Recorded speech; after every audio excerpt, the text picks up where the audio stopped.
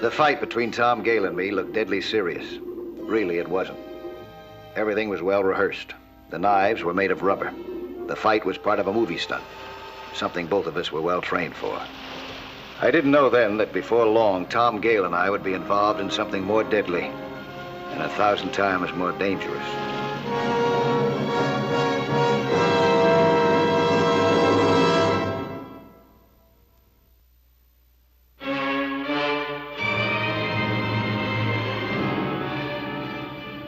Movie stuntman Tom Gale and I had finished our job. I was collecting my equipment when Tom suddenly turned to me. Mike, how would you rate me as a diver? Are you serious? Yeah. How would you rate me? Oh, you're very good. Then you'd be willing to work with me again. Anytime. Yeah, you got what it takes. You got a lot of guts, but at the same time, you don't take any foolish chances. Why, you got another job lined up? Not right now. I'll let you know if anything turns up. See ya. It was obvious that something was cooking in his head. Something that had to do with me. A couple of days later, I found out what it was, but not from Tom.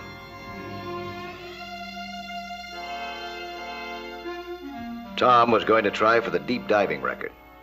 What's more, he expected me to help him. This was something that I had to straighten out fast.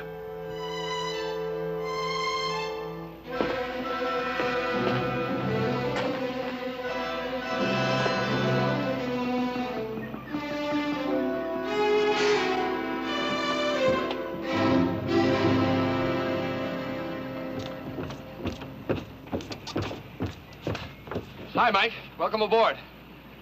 Want to explain this to me? I figured you'd be surprised. I didn't give you permission to use my name. Well, don't get sore. I tried to reach you all day yesterday, but you were out. Well, this is out, too. Call the papers and tell them that. Why? Just the other day, you said you'd be glad to work with me. Not for a stunt like this. Now, Mr. Nelson, just 1 second, please. Now, this is a worthwhile project. I suggest you take it seriously. This is my father, Buster Gale. Well, if you're his father, I suggest that you pound some sense into his head. Oh, I never tell him what to do. He's his own man. He wants this record, and I'm here to help. What do you expect to gain by this? Well, I'm a diver. I want to build up my reputation. Believe me, it's not worth the risk. Risk? Why, the Gale family thrives on risk. Maybe you don't remember, but I was Olympic high diving champion 3 times running. This boy's a chip off the old block. Well, no offense, Mr. Gale, but fancy diving is quite different than deep sea diving. Tell them what it's like 300 feet down, huh? And tell them how many men have lost their lives trying to break that record. How many? Over 200. A lot of those guys didn't have the right equipment, and they didn't have you to help. Well, you haven't got me either. Now, let's get that straight. Well, you get this straight, Nelson. If he hasn't got you, he's got me. I'll plan the operation for this boy. I'll get him in condition. I'll make sure if he wants this record, he gets it. And believe you me, when a Gale wants something, he does get it. Hi, honey. This is Mike Nelson. It's my wife, Mike. Hello. I'm so happy to meet you. My husband's always talking about you. Are you going to help him? No, he's not. But you say he's done so much to promote skin diving. Promote it, yes. But damage it with a foolhardy stunt like this, This is a job for the real pros, for the Navy. It's got the equipment, the skill, and it wouldn't be just a publicity stunt. I'm sorry, Mrs. Gale. You call the paper about that, Tom. Don't worry, boy. The old man will take care of everything.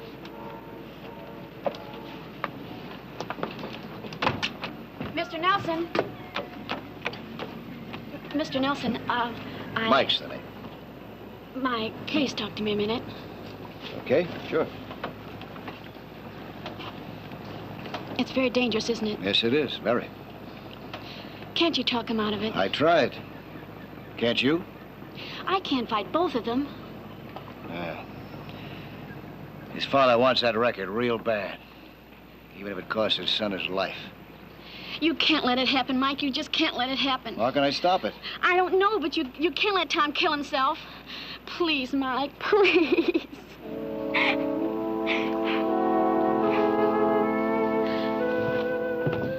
I had to stop Tom Gale from killing himself, for personal reasons and for the danger that it would do skin diving in general.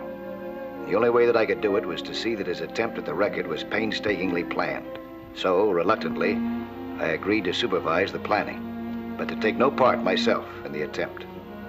First, I insisted that Dr. Hugh Benedict, who had been working with divers for 20 years, be brought in to keep constant tab on Tom's physical condition. He put him on a special vitamin diet to fortify him. We got hold of a portable decompression chamber, an absolute must in the event anything went wrong in the water.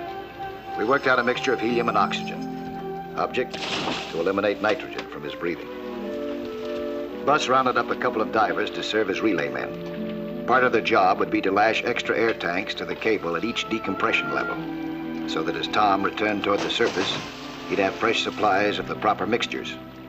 They'd also be available for emergencies, if any.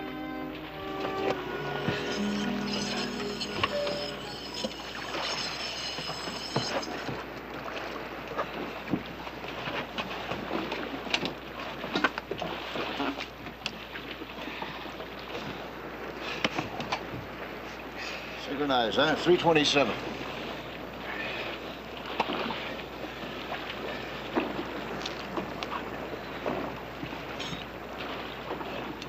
I took Tom and the relay men below to test the diving lungs.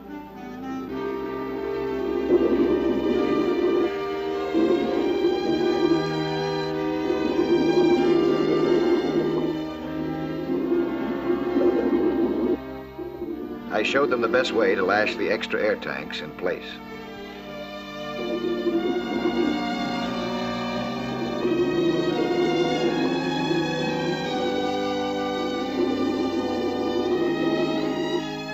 We were 200 feet down in the ocean under terrific pressure, beyond the limits of most divers. Suddenly, one of the relay men was in trouble. He grabbed a spare lung.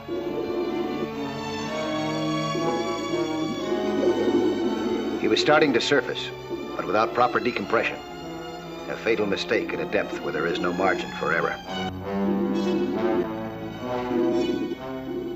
I swam to his side, helped him with the extra tank. I checked his valve, but couldn't find anything wrong. He had obviously panicked.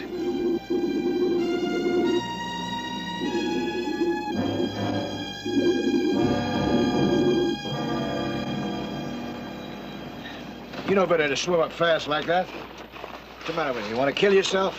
Something wrong with my regulator. Didn't seem to get any air.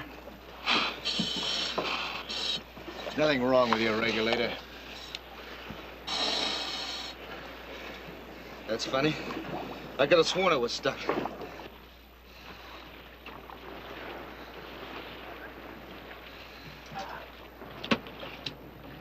Charlie's got to go. Why? He spooks at the slightest thing down there. What are you giving us? He's been skin diving since he was a kid. Yeah, that might be. But there was nothing wrong with his regulator. If there was anything wrong, it's Charlie. Look, Mike, Charlie's father is Bill O'Neill, the movie producer. Now, we're trying to promote a picture deal. Promote whatever you want. But let's get rid of Charlie, huh?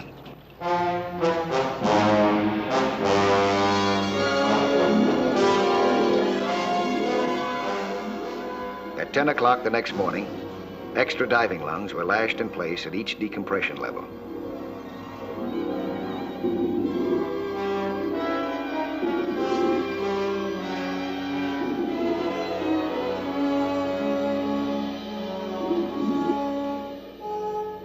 On the surface, it was like a county fair. Tom posed for the news photographers with the official judge, Lieutenant Dan Taylor of the Navy's Underwater Demolition Reserve.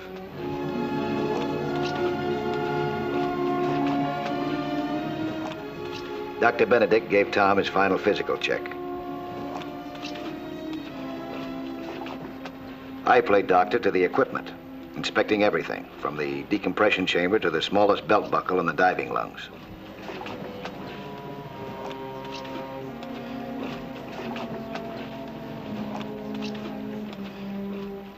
The relay men returned to the barge and reported that the extra air tanks were in place. Everything was in order. It'll be a beautiful day. How many set makes it? You got 8 now. Huh? Yeah, we have the 8 complete tanks down. Little friend here got the last 2 for me. Yeah. Pretty rough. That's good. Well, Get some tanks. go back here and All right, put so- that around.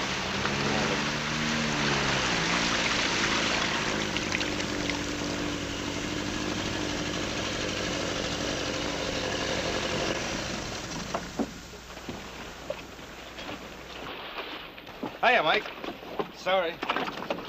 About what? Buzz told me to be here by 9, but man, was it rugged getting up this morning. I thought I told you to get rid of Charlie. Now, relax, Mike. I want him in on this. It'll put us in good with his old man. Not if he drowns himself. He won't. I made a promise not to go below 50 feet. He can take a few pictures or something down there while you're decompressing. Easy. What's the matter? Shoulder's a little stiff, just nerves. Down there, a shoulder cramp can be fatal. Nelson, you've been dragging your feet the whole way, trying to make trouble at every turn. I'm trying to stop trouble. That's why I'm here. I think you're here to stop Tom from breaking the record. What? You heard me. You're jealous because you haven't got the guts or drive to try for it yourself. Well, he hasn't got the drive either. You're the one with that. Now, wait a minute, Mike. Don't deny it. He pushed you into this. He wants that record. You don't know what you're talking about. No? Why you suppose your shoulders all knotted up? You're scared, that's why. You want out. Yeah? Well, you sound like the one who wants out. Charlie! Charlie O'Neill! Get a helium ring. But Buzz said I was only going down to 50 feet. You're going 200 feet. You're going to be safety man. Well, come on, I haven't got all morning. Don't let him do it. I told you once before, when a Gale wants something, he gets it. You just stay out of the way.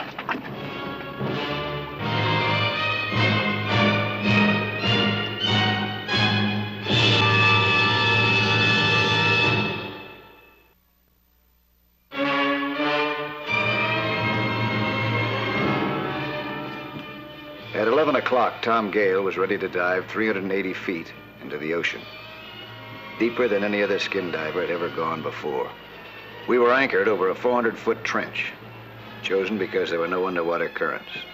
I had a dozen reasons to doubt that he'd make it, and a dozen more to worry about his safety. Honey, maybe Mike is right. Forget about Mike. Folks, when they haul up this cable after my dive, you'll find my wife's scarf tied below the 375-foot mark. Let's go. I was against the whole deal. Tom was being a fool, so was his father. But I couldn't just stay on the sidelines and wait for Tom to drown himself.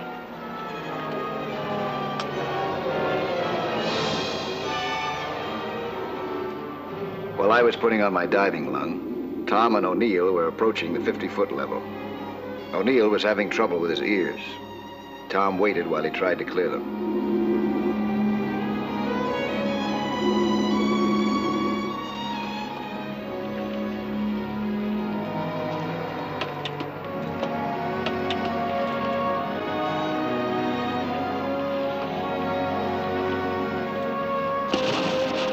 At the 100-foot level, O'Neill was still having trouble with his ears. He could hardly bear the pain, but he was afraid to keep Tom waiting any longer. I managed to clear my ears at once.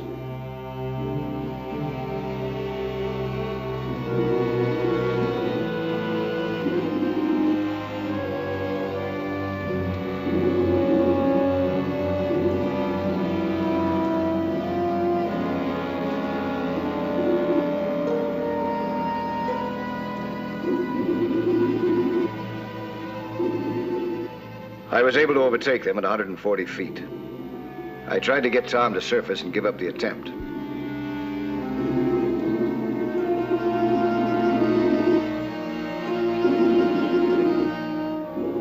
When he refused, I had to send O'Neill back to the surface and I headed down to take his place.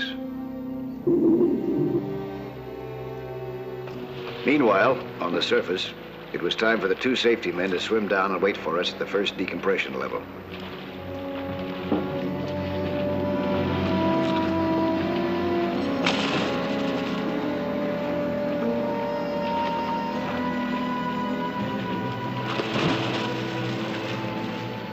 Underwater, Tom reached the 250-foot mark and paused to wait for me.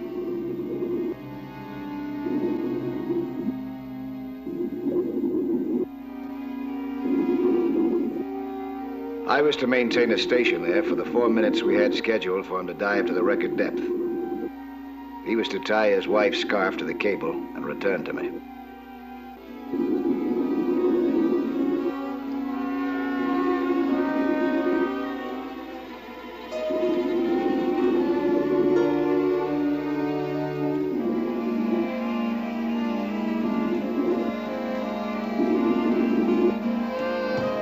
It was too dark to see what was happening below.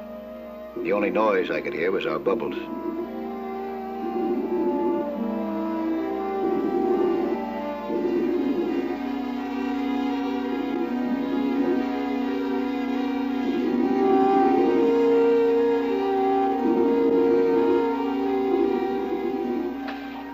Now, there ought to be a signal in a minute or two. What kind? Well, if Tom breaks the record, he'll release a white ball. If he doesn't, but he's safe, a green one. And if he's not safe? Well, let's not worry about that. Suddenly, I realized it was unusually cold. Tom was diving into a thermocline, the body of cold water deep in the ocean trench, at a temperature that could freeze the marrow in a man's bones.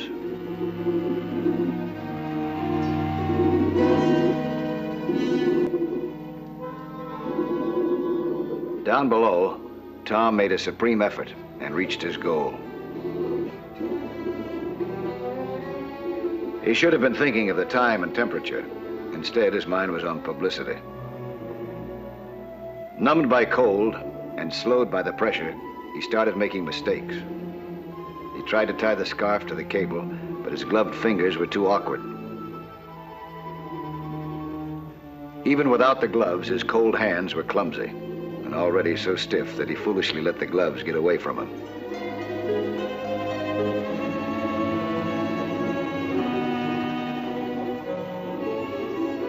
Tom had been gone longer than the agreed time.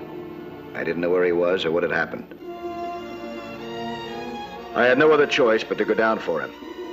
I released a marker ball to warn the men above. Groggy as he was, he realized that he had to go up. So he started upward, leaving the knot only half tied. It's red. That's trouble, isn't it? Yeah. Tom agonizingly made his way back to the 320-foot mark.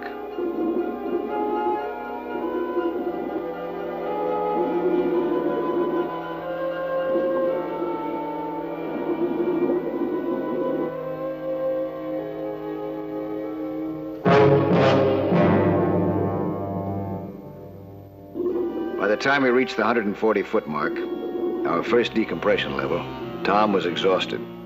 His hands were so stiff he could hardly hold on to the cable. My own head felt light and my body heavy.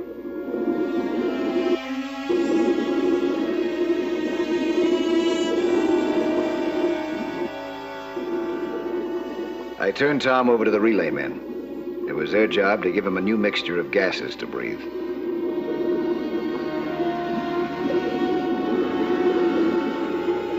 It was my job to figure out how long he'd have to decompress now. Originally, the total time of decompression had been estimated at 1 hour and 42 minutes. But Tom had remained below almost 2 extra minutes. That meant that his decompression would have to be extended to almost 3 hours. It was impossible to keep him down that long. He was too exhausted. There was only one thing to do: send him to the decompression chamber on the surface.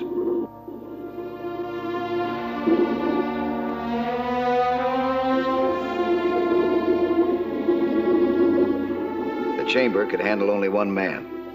That left me out and down. I had to decompress in the water. I checked my decompression chart. The news was bad. It would take me a total of 73 minutes to stay down in order to come up without the bends.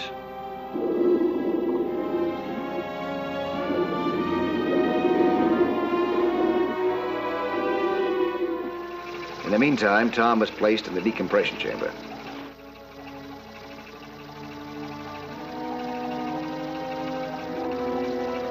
The time passed slowly in the icy waters, but finally it was over, and I could surface.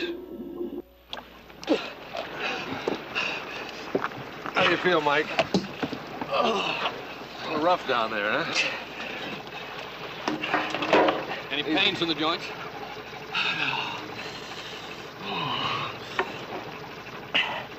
How is he? How's Tom? Hard to say till he comes out.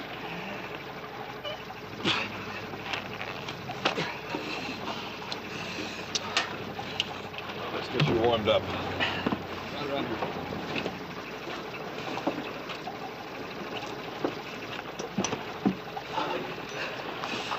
Well, he did it, Mike. Broke the record. Tied Sandra's scarf at the 380-foot level. Congratulations. How much longer has he got to go? About 10 minutes.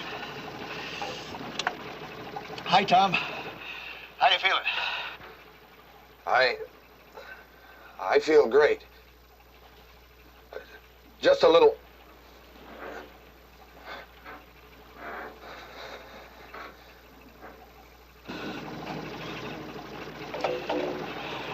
Was it worth it? He'll be okay. In the meantime, the official observers began to haul up the cable to verify whether the world record was better. The scarf would be the proof.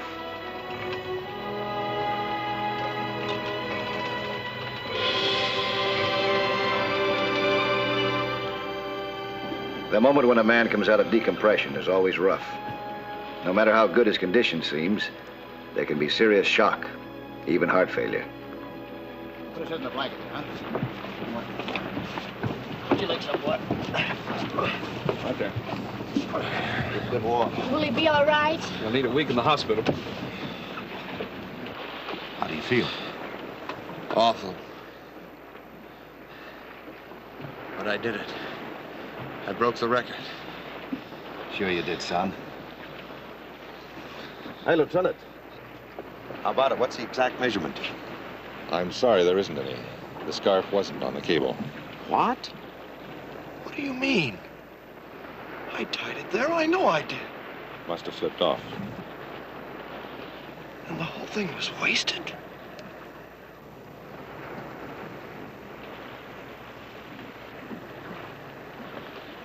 I'm sorry, Dan. But I'll make it up. As soon as I get out of the hospital, I'll go down and I'll get that record. I promise. You've got nothing to be sorry for. Oh, yes, I have. I muffed it. After all the work you did, I muffed it. Don't talk about the work I did. That's what's been wrong with the whole deal, the work I did. I'm the one that should be sorry, Tom. I pushed you, I nagged you, I drove you until you almost killed yourself just so I could have the glory. Dad. Another record for the Gale family, some more clippings in a scrapbook. Big deal. Well, that's all over with, boy. Don't ever try it for me again. I've loused you up enough already. Thank you, Dad. Thank you. Come on, let's get him to the hospital. All right, hoist that anchor. We're shoving off. Buzz? Nice work. Thanks.